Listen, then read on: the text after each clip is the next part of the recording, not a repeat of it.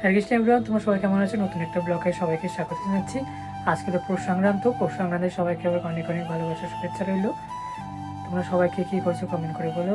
তো মদন গোপালের জন্য পিঠে বানাচ্ছি, কিন্তু যেহেতু আজকে একাদশী পড়েছে সেগুলো আমরা কিন্তু পিঠে প্রসাদ পাবো না, শুধু আজকে মদন গোপাল গিরিধারী ভোগে দেবো। আমরা কালকে পালনের সময় কিন্তু প্রসাদটা পাবো। মদন গোপালকে দর্শন করে নাও, মদন গোপাল বসে আছে পিঠে খাওয়ার জন্য। এই দেখো তোমাদের মদন গোপাল বসে আছে। এই যে আমাদের বাস্তুকে পিঠে দিতে হয়, এটা সন্ধ্যাবেলা আমরা কিন্তু সন্ধ্যাবেলা দিয়েছি। কারণ তোমাকে বলছি, এটার মধ্যে কিন্তু একটা কাহিনী আছে।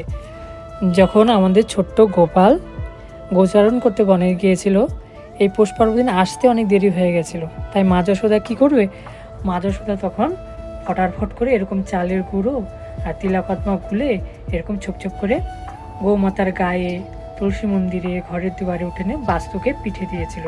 সেই থেকে আমাদের মধ্যে নিয়ম হয়েছে, আমরা ঘোষেদের মধ্যে নিয়ম হয়েছে যে আমরা অনেকে দেয় কি ভোর 5টা মানে সূর্য উদয়ের আগে দেয়, আমরা কিন্তু সন্ধ্যাবেলা দিই। যেহেতু মা যশোদা সন্ধ্যাবেলা দিয়েছিল, তাই আমরা সন্ধ্যাবেলা এমন করে বাস্তুকে পিঠে দিই।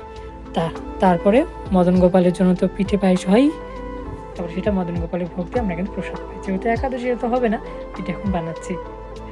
তো সঙ্গে জুড়ে থাকো, আর ব্লগটা যদি ভালো লাগে থাকে আর আমার মদন গোপালকে যদি ভালো লেগে থাকে, লাইক কমেন্ট আর সাবস্ক্রাইব করে দিও। জয় শ্রী রাধে শ্যাম।